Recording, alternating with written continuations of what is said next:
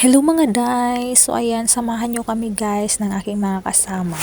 Today, magre-report kami sa agency kung saan mag-a-apply kami bilang isang domestic helper or nanny sa bansang Saudi Arabia. So ayan na nga guys, dito na kami ngayon sa train station.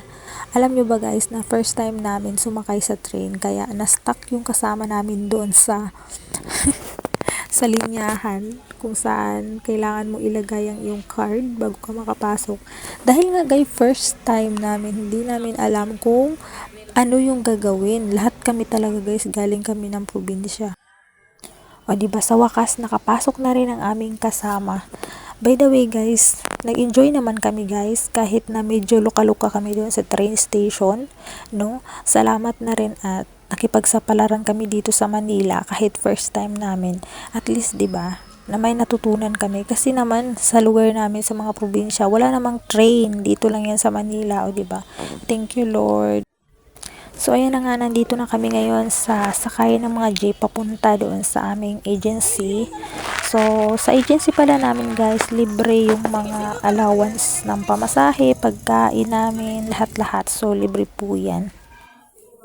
So, sa next video ko guys, isasabihin ko sa inyo kung ano agency ang in-applyan namin.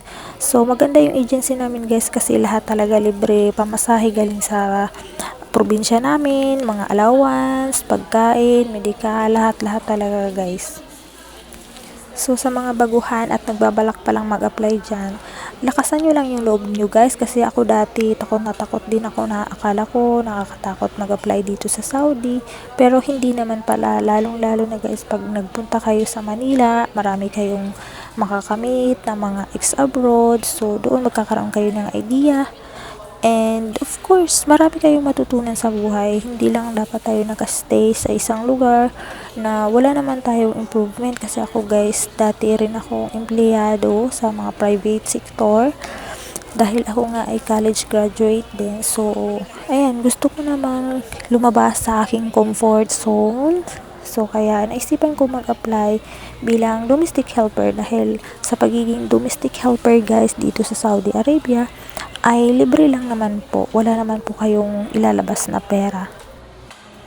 So, ayan na nga guys, pagkatapos naming mag-report doon sa agency, kumain muna kami dahil inaantay namin guys yung aming mga kasama. Actually, marami kami guys.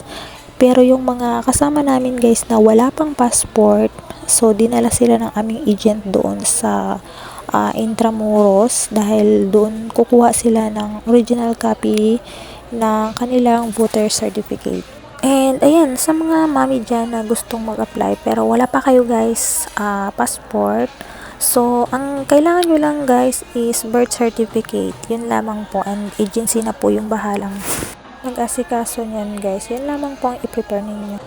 So hanggang dito lang guys ang ating video. Pauwi na kami. Actually ginabi kami dahil yung mga kasama namin na wala pang mga passport, medyo ginabi sila dahil mahaba daw po yung pila. Sa next video, i-share ko naman sa inyo guys kung ano yung next step na gagawin natin. Paano mag-apply dito sa Saudi Arabia bilang domestic helper and nanny.